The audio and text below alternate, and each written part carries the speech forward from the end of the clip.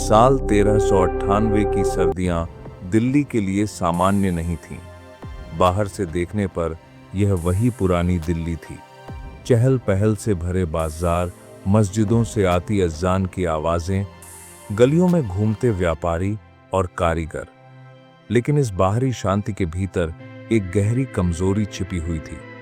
दिल्ली सल्तनत अंदर से बिखर चुकी थी। सत्ता अस्थिर थी, शासन कमजोर था और आम जनता भय और अनिश्चितता के बीच जी रही थी। किसी को यह अंदाजा नहीं था कि कुछ ही दिनों में यह शहर इतिहास के सबसे भयानक नरसंहारों में से एक का गवाह बनने वाला है। इस तबाही का केंद्र था एक व्यक्ति, तैमूर लंग। तैमूर लंग का नाम अपने आप में डर पैदा करता था। वह केवल एक विजेता नहीं था, बल्कि ऐसा शासक था जिसने आतंक को रणनीति बना लिया था। मध्य एशिया में जन्मा तैमूर खुद को चंगेज खान की परंपरा का उत्तराधिकारी मानता था। उसका मानना था कि दुनिया पर राज करने का अधिकार केवल ताकतवर को है और ताकत को साबित करने का सबसे तेज तरीका था डर और रक्तपात। तैमूर का साम्राज्य समरकंद से फैलता हुआ फारस, इराक, अफगानिस्तान और मध्य एशिया तक पहुंच चुका था। जहां जहां उसकी सेना गई, वहां जीत के साथ साथ लाशों के ढेर भी छोड़े गए। तैमूर जानता था कि केवल युद्ध जीतना पर्याप्त नहीं है, अगली लड़ाई से पहले दुश्मन के मन में डर बैठाना जरूरी है।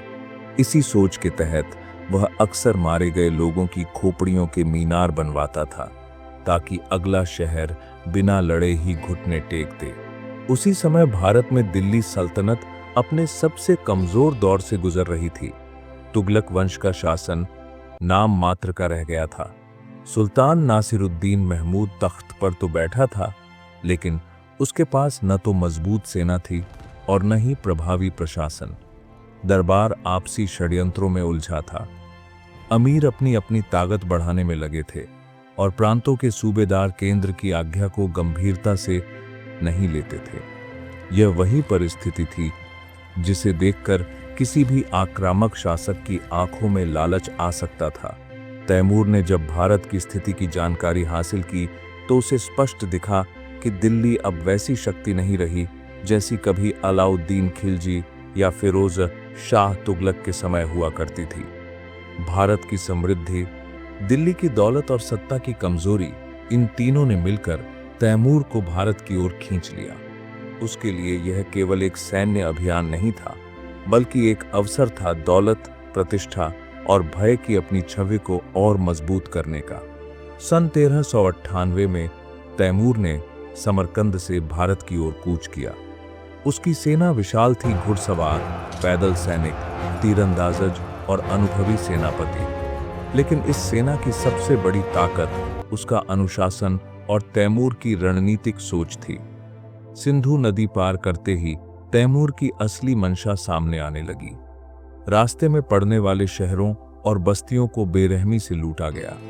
कहीं प्रतिरोध हुआ तो पूरे शहर को जला दिया गया और कहीं बिना लड़े आत्मसमर्पण करने पर भी लोगों को नहीं छोड़ा गया। भटनेर का उदाहरण सबसे भयावह था।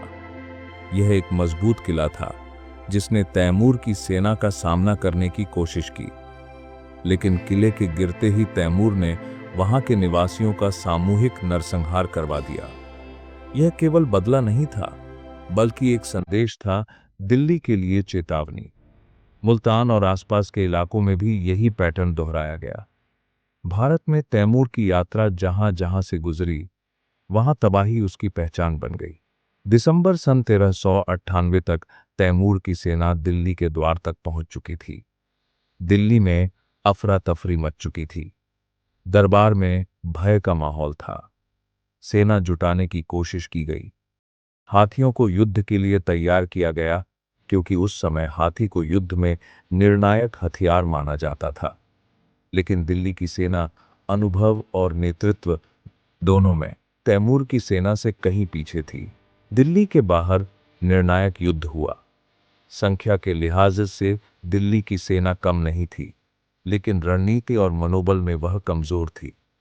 तैमूर ने युद्ध के मैदान में एक चाल चली जिसने पूरी लड़ाई का रुख बदल दिया। उसने ऊंटों के ऊपर जलता हुआ सामान बांधकर उन्हें हाथियों की ओर दौड़ा दिया। आग और शोर से घबराए हाथी नियंत्रण खो बैठे और अपनी ही सेना को कुचलने लगे। कुछ ही घंटों में दिल्ली की सेना बिखर गई। यह केवल सैन्य हार नहीं थी, यह मनोवैज्ञानिक पराजय थी। युद्ध के दौरान और उससे पहले तैमूर की सेना ने हजारों लोगों को बंदी बना लिया था। इनमें सैनिकों के साथ साथ आम नागरिक भी थे। तैमूर को आशंका थी कि अगर ये बंदी जिंदा रहे तो दिल्ली में विद्रोह कर सकते हैं या उसकी पीठ पीछे हमला कर सकते हैं। यह आशंका ही इतिहास के सबसे क्रूर फैसलों में से एक का कारण बनी। तैमूर ने आदेश दिया कि सभी बंदियों को एक ही दिन में मार दिया जाए। यह आदेश किसी आवेग में नहीं दिया गया था, यह पूरी तरह सोचा समझा फैसला था। इतिहासकारों के अनुसार एक ही दिन में 1 लाख से अधिक लोगों की हत्या कर दी गई। यह कत्लेआम युद्ध का हिस्सा नहीं था, बल्कि सुनियोजित नरसंहार था। तलवारें बिना भेदभाव चलीं और जमीन खून से लाल हो गई। इस नरसंहार के बाद भी तबाही रुकी नहीं। तैमूर ने अपनी सेना को दिल्ली में 3 दिनों की खुली छूट दे दी। इन 3 दिनों में दिल्ली ने वह सब देखा जो किसी भी सभ्यता के लिए विनाशकारी होता है। घरों को लूटा गया, बाजारों को आग के हवाले किया गया, महिलाओं और बच्चों तक को नहीं बख्शा गया। मस्जिदें, मकान, दुकानें, सब कुछ जलता रहा। जो दिल्ली कभी ज्ञान, व्यापार और संस्कृति का केंद्र थी, वह एक उजड़े हुए खंडहर में बदल गई। इन 3 दिनों के बाद दिल्ली की स्थिति इतनी भयावह थी कि शहर में जीवन लगभग रुक गया। हवा में जलने और सड़ने की गंध थी, और जो लोग बच गए थे वे भय और सदमे में थे। तैमूर ने इसके बाद दिल्ली में रुकने की कोई इच्छा नहीं दिखाई। वह भारत पर शासन करने नहीं आया था। उसका उद्देश्य पूरा हो चुका था, दौलत, आतंक और अपनी क्रूर प्रतिष्ठा। कुछ ही समय बाद तैमूर अपनी सेना और लूट के साथ समरकंद लौट गया। लेकिन दिल्ली के लिए यह अंत नहीं था, बल्कि एक लंबे अंधकार की शुरुआत थी। शहर की आबादी बुरी तरह घट चुकी थी, व्यापार ठप हो गया था, कृषि और उद्योग दोनों पर गहरा असर पड़ा। दिल्ली को फिर से संभलने में कई दशकों लग गए। कुछ इतिहासकारों के अनुसार दिल्ली को पूरी तरह उबरने में लगभग 1 सदी का समय लगा।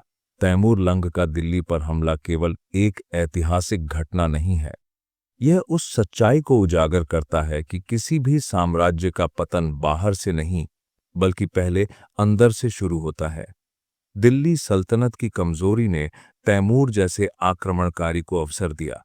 अगर शासन मजबूत होता, सेना संगठित होती और सत्ता में एकता होती, तो शायद इतिहास का यह अध्याय इतना भयावह न होता। आज जब हम तैमूर लंग और दिल्ली के कत्लेआम को देखते हैं, तो यह केवल अतीत की कहानी नहीं लगती। यह एक चेतावनी है कि सत्ता, सुरक्षा और एकता को हल्के में लेने की कीमत कितनी भारी हो सकती है।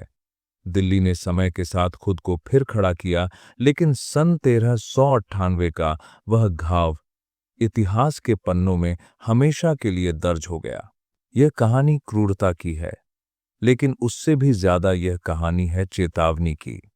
एक ऐसा सबक जिसे सभ्यताएं सदियों तक याद रखती हैं या भूल जाती हैं, और फिर वही गलती दोहराती हैं।